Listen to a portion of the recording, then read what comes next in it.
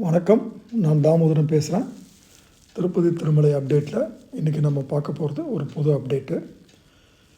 வடப்பிரசாதம்னு சொல்லக்கூடிய காலையில் 11 மணிலேருந்து நைட்டு 10 மணி வரைக்கும் வரக்கூடிய பக்தர்களுக்கு அன்னப்பிரசாதம் அந்த காம்ப்ளெக்ஸில் வடைகளை டிடிடி கொடுக்கறதுக்கு ஏற்பாடு பண்ணியிருக்கிறாங்க.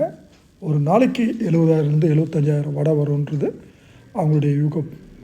அதே போல் டோல்கேட்டில் அலிப்பிரி டோல்கேட்டில் 12 என்ட்ரன்ஸாக இருந்தது, அதை இப்போ 15 என்ட்ரன்ஸாக மாற்றிருக்கிறாங்க.